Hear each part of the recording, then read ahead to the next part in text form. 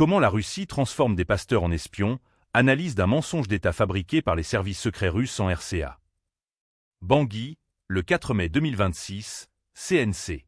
Le paysage religieux centrafricain devient la cible d'une ingénierie de la désinformation dont la précision indique une origine étatique étrangère. Des analyses de documents internes provenant de structures liées au renseignement extérieur russe démontrent l'existence d'un plan délibéré pour transformer l'image des leaders religieux centrafricains non orthodoxes en agents de renseignement. Cette stratégie consiste à diffuser des récits de pure fiction, affirmant que des pasteurs et des prêtres catholiques utiliseraient leurs activités caritatives pour collecter des données stratégiques au profit de services secrets occidentaux. Cette manœuvre vise à briser le lien de confiance entre les fidèles et leurs guides spirituels afin d'imposer une nouvelle influence idéologique alignée sur les intérêts de Moscou. L'appareil de propagande, piloté par l'entité Africa Politology, utilise des canaux de communication comme Ribar pour propager ses accusations d'espionnage. Ces contenus sont ensuite repris par des acteurs centrafricains rémunérés par Moscou qui organisent des campagnes de dénonciation publique. Le financement occulte de ces actions montre que l'objectif n'est pas de protéger la sécurité nationale, mais bien de décrédibiliser toute institution capable de porter un discours indépendant.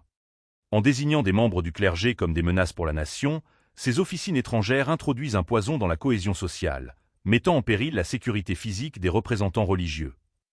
La passivité des autorités de Bangui devant ces accusations graves, portées sans aucune preuve matérielle, interroge sur la protection de la liberté religieuse dans le pays. En laissant des puissances extérieures désigner qui est un bon ou un mauvais croyant selon des critères géopolitiques, l'État abdique une partie de sa mission de régulation. La manipulation de la figure du pasteur, traditionnellement respectée, pour en faire un suspect aux yeux de ses concitoyens, illustre la volonté de déstructurer la société civile. Cette stratégie de rupture cherche à isoler le pays des organisations humanitaires internationales sous le prétexte fallacieux d'une lutte contre l'ingérence. Les documents financiers de ces officines de désinformation montrent clairement que des budgets spécifiques sont consacrés à la création de preuves visuelles et de faux témoignages pour étayer ces thèses de complot. Ce travail de sape médiatique transforme la réalité spirituelle du pays en un prolongement de la guerre de l'information menée par le Kremlin. En acceptant cette ingérence dans le domaine de la foi, les cercles de pouvoir locaux se rendent complices d'une dérive qui menace de transformer chaque lieu de culte en un terrain de suspicion permanente. La fin de cette influence étrangère sur le débat religieux est une condition nécessaire au maintien de la paix intérieure et de la dignité nationale.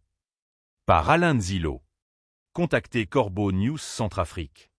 Corbeau News Centrafrique.